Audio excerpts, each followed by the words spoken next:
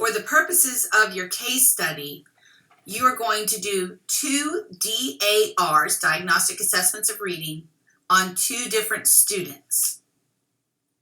We're going to show you in the next slides more information about the DAR, and then it will follow with a recording of how to present the DAR to a student.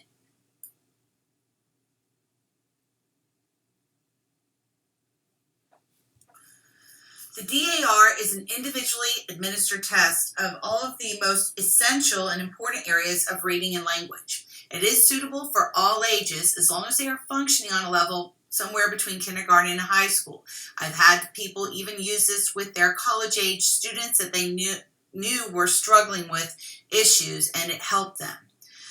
If you are familiar with your student, it takes less than 40 minutes to administer, but in all actuality, you can probably do a DAR in about 30 minutes. The idea behind a DAR is to assess the student's strengths in different areas of reading and language. It's also to discover the areas of reading and language in which students need further instruction or further assistance. It also allows the students to demonstrate what they already know about reading and what the next steps are that they need for improvement. Whenever we're talking about reading assessment, we're always talking about strengths, needs, and recommendations. What is the student good at? What does the student need improvement in? And then what are our instructional recommendations for both their strengths and their needs? Because we don't want their strengths to fall behind because we're only focusing on the things that they need to improve. We want to keep those areas that they are good at still up to a certain level.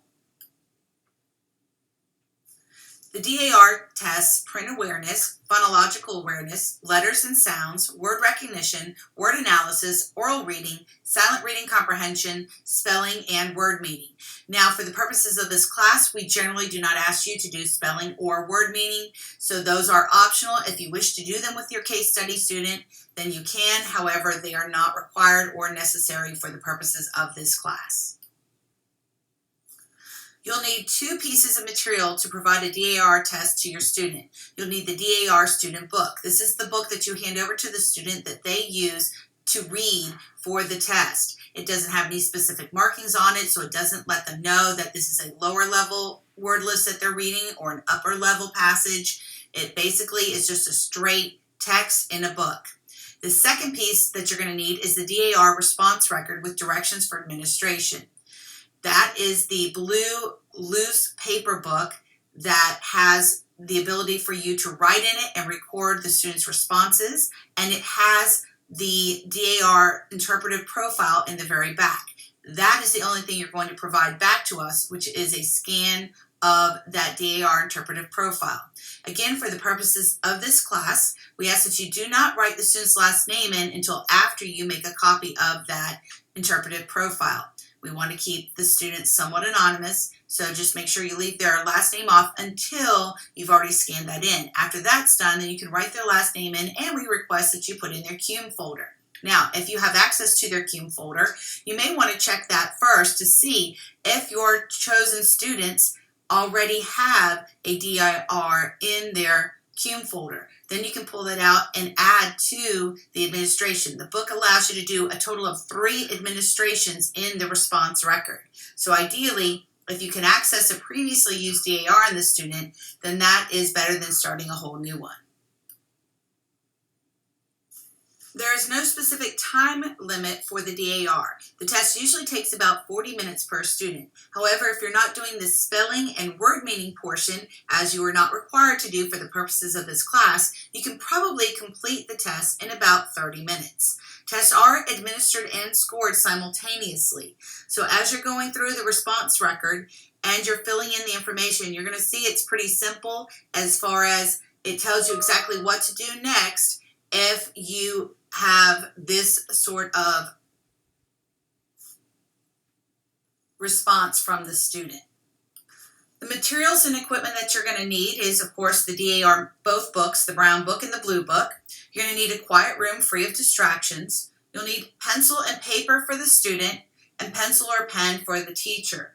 You can use a stopwatch to record them to get that type of fluency information as just a words per minute, although we know that doesn't cover all of the important aspects of fluency. Determining where to start is always a bit of a challenge. As we know, reading and students are not an exact science. So with kindergarten level reader, we say that you start with print awareness and proceed through the test as appropriate. For a first grade level and above, start with word recognition and proceed through the test as appropriate, and it will tell you where to go after each section. Specific routing directions are included in the response record, but it also tells you at the end of each area where you're supposed to go next, dependent upon how the student performs on that particular piece.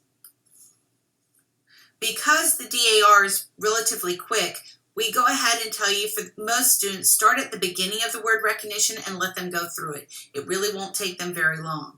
If you really are pressed for time, then we recommend that you start the word recognition at least 2 grade levels below where you believe the student is as a reader, not their actual grade level. Again, ideally start them with level 1, but if you need to, you can go 2 grade levels below where you think they are as a reader. For example, if they are reading at a 4th grade level, even if they're an 8th grader, you would start them with the 2nd grade word recognition. The DAR interpretive profile is located in the back of the response record. That is the blue book. You're going to use that to record the student's highest mastery levels on each of the different type of tests. That is the one that you're going to scan in and upload to Blackboard Learn. Again, we want to make sure that before you scan that in, you make sure to leave the student's last name off that interpretive profile until after scanning it. Now, once you've scanned it in for us, then you can add their last name. Don't forget, this is a great piece to put into the student's CUME folder.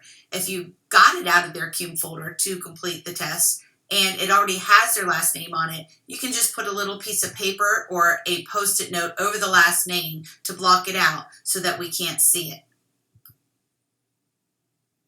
The DAR is used throughout Brevard County in a variety of ways. Most commonly, it is used by the literacy coaches to help determine whether or not a student truly belongs in the Tier 3 double block of reading classes. Sometimes those students do very poorly on the standardized state testing, and they use the DAR to help determine whether or not that student truly belongs in a double block of reading or will do okay in a single block regular reading class.